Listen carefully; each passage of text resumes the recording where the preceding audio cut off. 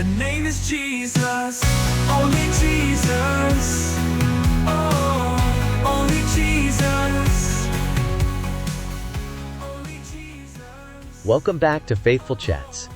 In today's episode, we're continuing our journey through the Sermon on the Mount, diving into Matthew chapter 5, verses 13 to 16. This is the part where Jesus calls his followers to be the salt of the earth and the light of the world. This is such a powerful and practical teaching. Right after the Beatitudes, Jesus shifts from describing kingdom values to challenging his listeners to live them out in the world. Exactly. Let's start with salt. Jesus says, "You are the salt of the earth." But if the salt loses its saltiness, how can it be made salty again? It is no longer good for anything except to be thrown out and trampled underfoot. Salt had so many uses in Jesus' time. It preserved food, added flavor, and even symbolized purity. So when Jesus calls us the salt of the earth, he's saying we're meant to preserve what's good, bring out the best in the world, and live lives of purity and integrity. And the warning about losing saltiness is a wake-up call. If we lose our distinctiveness as followers of Christ, if we blend in with the world instead of influencing it, we lose our purpose. That's a sobering thought. But Jesus doesn't stop with salt. He goes on to say, "You are the light of the world. A town built on a hill cannot be hidden. Neither do people light a lamp and put it under a bowl. Instead, they put it on its stand, and it gives light to everyone in the house." Light is such a vivid metaphor. It's about being visible, illuminating the darkness, and guiding others. Jesus is saying we're not meant to hide our faith or keep it private. We're called to shine in a way that points others to God. And I love how he ties it all together in verse 16. "In the same way, let your light shine before others, that they may see your good deeds and glorify your Father in heaven." It's not about showing off.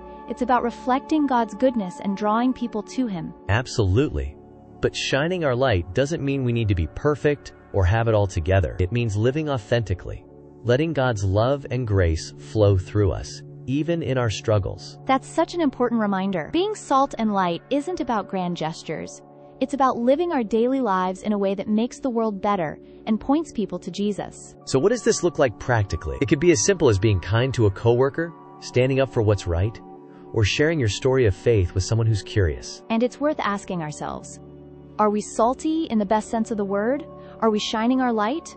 Or are we hiding it? Those are great questions to reflect on this week.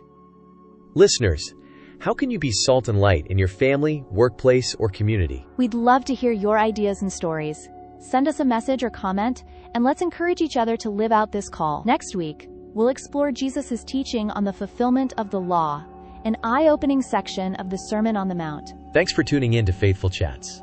Until next time, keep shining your light and spreading the flavor of God's kingdom wherever you go. As we wrap up today's episode, we want to remind you that we don't shy away from difficult topics just like the Bible. We believe tackling challenging subjects head-on is important, because that's how we grow and learn together. However, we know that sometimes these kinds of conversations don't exactly help with the algorithms. So if you found today's episode valuable, we'd love for you to share it with friends, Christian or otherwise.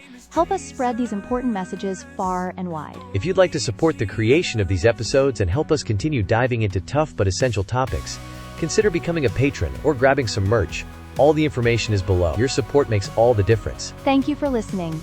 And until next time, keep growing in faith, truth, and love.